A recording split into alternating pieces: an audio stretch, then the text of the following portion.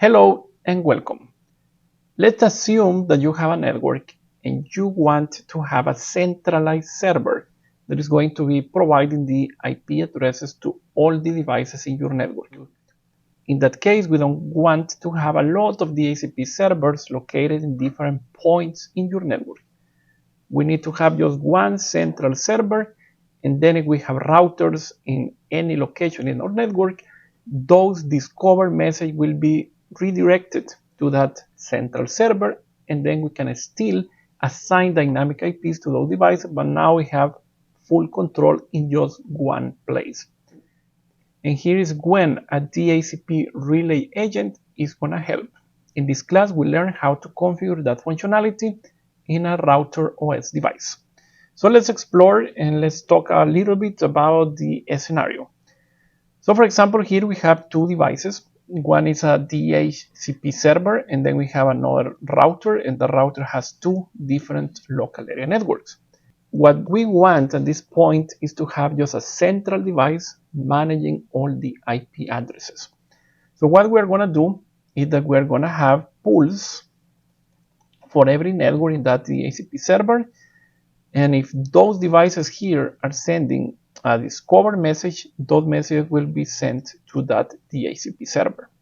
As you remember, in one of the previous classes, we saw that discover message is a broadcast message that is basically sent to all the devices in that broadcast domain. So now when this router here receives that message, basically it's going to act as a proxy. That device will know where the DHCP server is, and basically is going to send a unicast message directly to that DHCP server, because the relay agent knows where the DHCP server is. And basically that device will be intercepting those DHCP messages, and now we are going to have IPs assigned to those devices, but the server is going to be several hops away. It's not connected directly out of that interface. So we're going to modify our configuration on GNS3, and instead of having those networks like that, I'm going to move the network down here, and now I'm going to have a second router. So I'm going to add a new Mikrotik device to my topology, and I will connect that device to the previous router.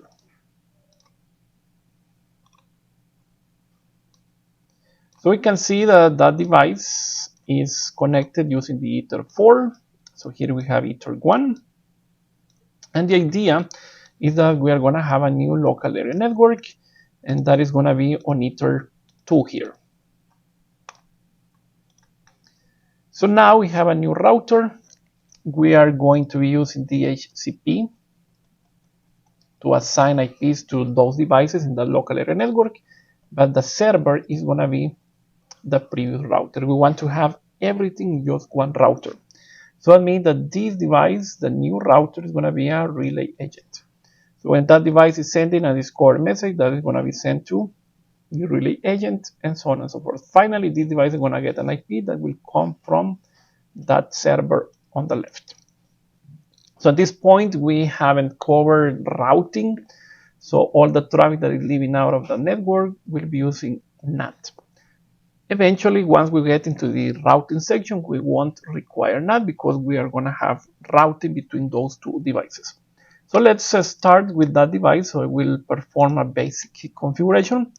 So I will go to that device here, and I will get to that one via MAC, and then I will enable Roamon to be able to gain access to that device. So now I will go here to that router, and if I go to neighbors, I will go here to discovery settings, and I will say that I want to see neighbors in all the interfaces. So that device here is booting, so I'm going to go to the console. I can see the login prompt. The username is admin. There is no password. I don't want to read the terms. I will press Ctrl C to avoid configuring a password now. And I will simply say tool Roamon set enable equals yes. So that is going to enable Roamon in the device. And also I will set a name, system identity, set name, and let's call that R2-relay, for example. And I will press enter. So now, if I go back to the previous router, we can see that that device is here connected to Ether4 R2 relay.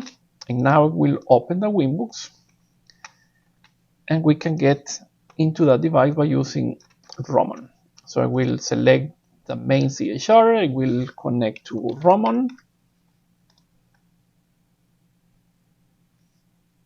I have to enable Roman on the main device as well. So I will come here to Roman, I will enable that. Now we'll get connected to that device. And now I should see here the new device, R2 relay. So I will get connected to that device. And now we have access to the second router. So the first step is to provide connectivity between those two devices. And to do that, I'm going to use the network 10.1.2.0/24. On the first device, I'm going to use the IP.1. And the second one is going to use the IP.2. So this is going to be 10.1.2.1. And the second router is going to be 10.1.2.2/24. So let's go to the first device. So I will add a new IP address.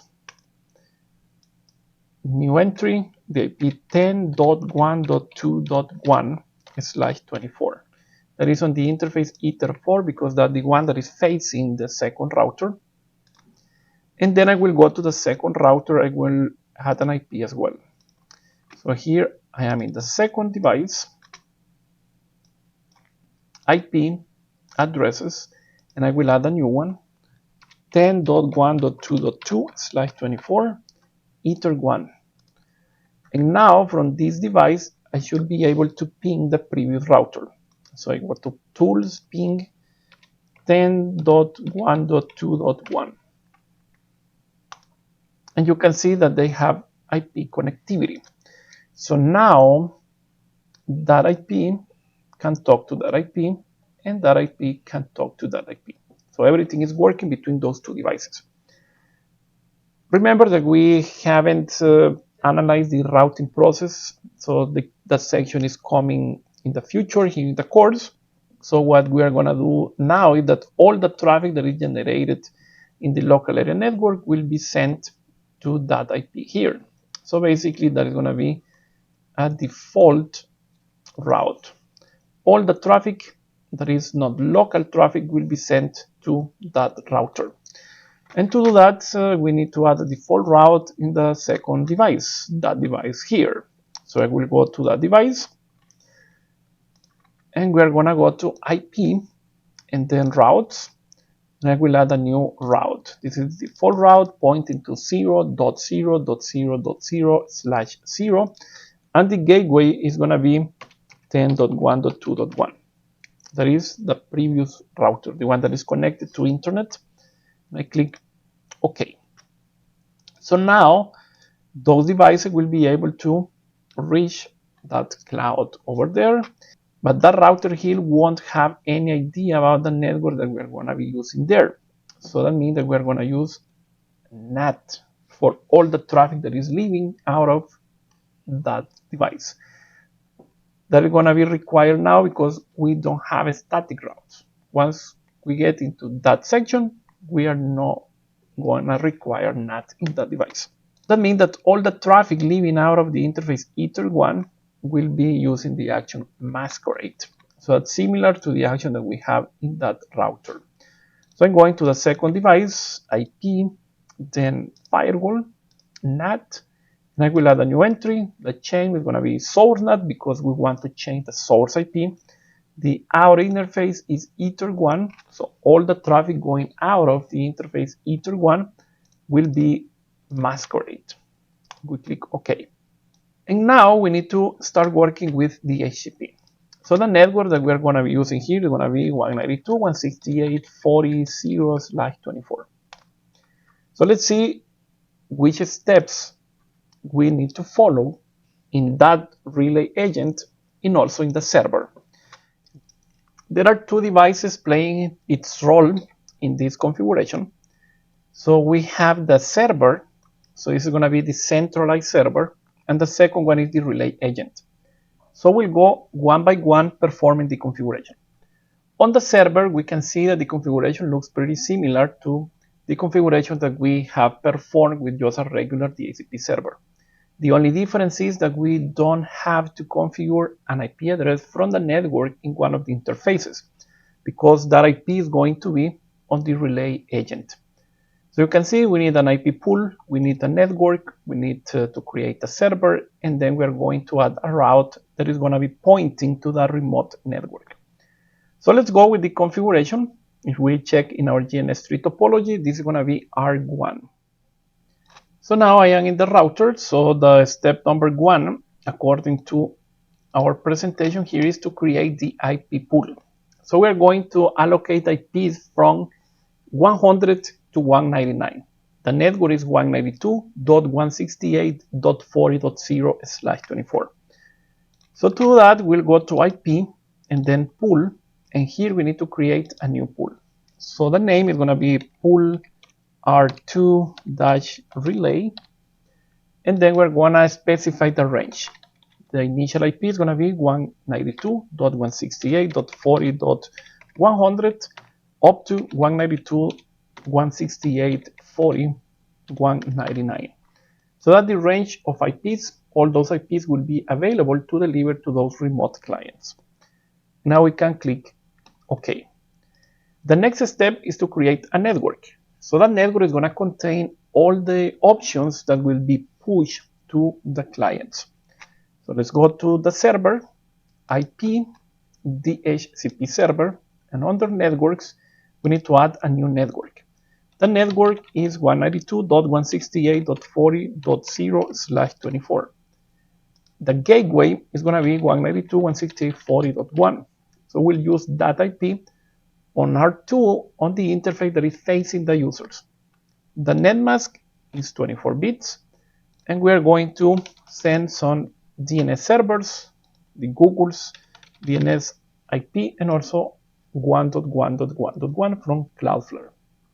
So those are the options that will be sent to the remote users. Now we can click OK. The next step is to create the server. So there is something different in this server than the previous one that we have created. And basically is that we need to tell that server who is going to be the relay agent. So let's go to the server. Now DHCP. And here we are going to add a new DHCP server.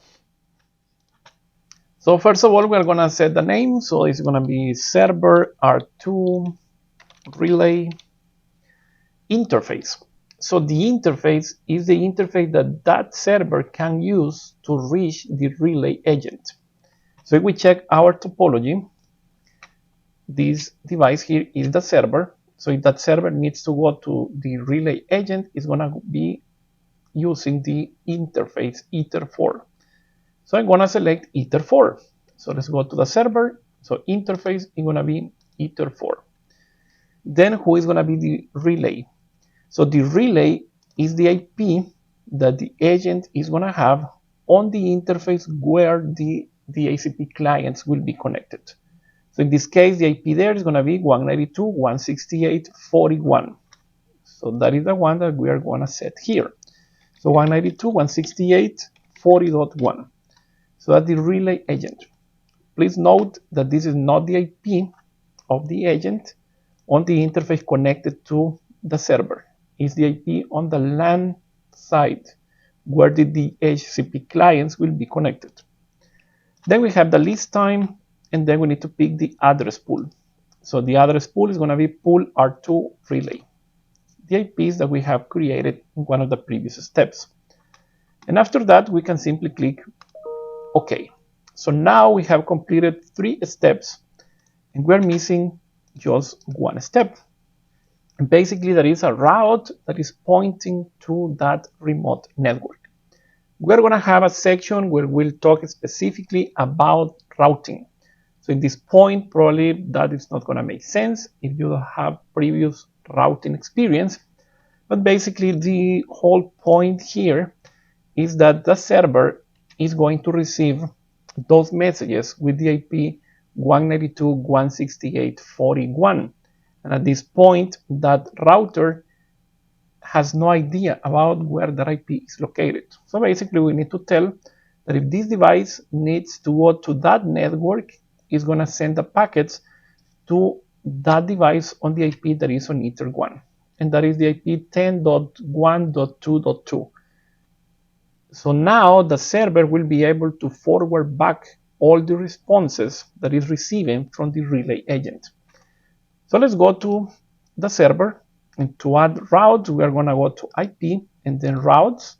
And here we are simply going to add a new entry. The destination is going to be the remote network, that in our case is 192.168.40.0/24. And the gateway is the router where those packets will be sent to. So in this case, is 10.1.2.2. So basically, we are telling you we want to go to that network that is located here. We'll be sending the packets to that IP, that is the IP in our two interface Ether 1. Now we can simply click OK, and we have a route pointing from the server to the LAN on the relay agent. With that, we have completed all the steps that we require on the server. Then on the relay agent, we need only two steps. And the first one is to add the IP on the interface. So the IP 40.1. So I will go to that agent. So I will look here for R2. So we have R2 relay. And then I need to assign that IP on the LAN interface. I will go to IP and then addresses, and I will add a new entry, and the IP is going to be 192.168.41/24. That is on the interface Ether 2, the interface where the client will be connected. Now I can click OK. So now we have the first step completed on the relay agent. The next step is to configure the relay agent by basically adding information about who is the server. And that is going to be done under IP DHCP Relay.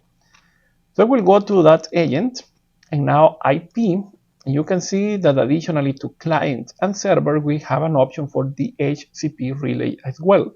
So I will click there. Now it's empty. I will add a new entry, and basically I will say relay-R1. The interface is the interface where the clients will be connected. So if we check the topology, the client will be connected on Ether 2. So that's the interface where the agent is going to be waiting for the DHCP messages. So I will pick the interface Ether 2, and then I need to specify the IP of the DHCP server. So the IP of the DHCP server is the IP on Ether 4 on R1. That is 10.1.2.1. So let's do that. So I will add 10.1.2.1. And finally, we need to specify the local address.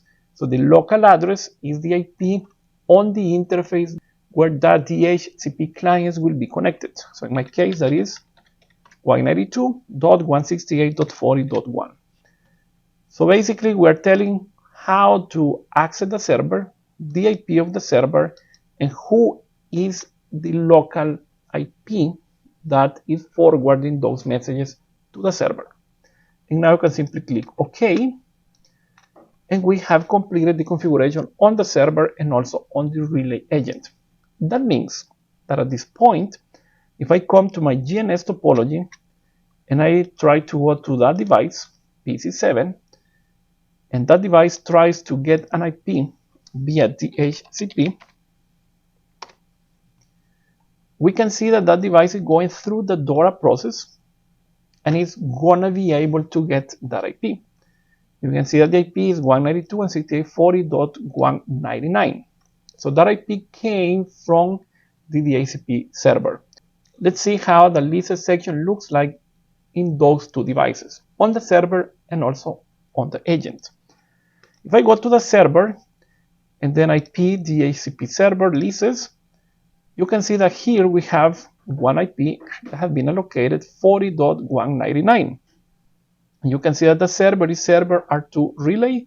That basically is that entry that we have created. If I double click that entry, I can see that MAC address, and I can see that information over here. So the host name, that is PC7, the MAC address on that device, the source MAC address, so you can see that that is different. This is 50, this is 0C47. And if I go to that router, this is the agent, and I come to IP, DHCP server, we don't have anything here. We don't have anything under releases.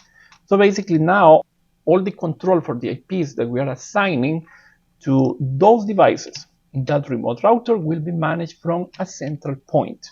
You can have multiple routers providing IPs via DHCP, but you can have a single server managing everything, and now our management task is going to be easier than ever.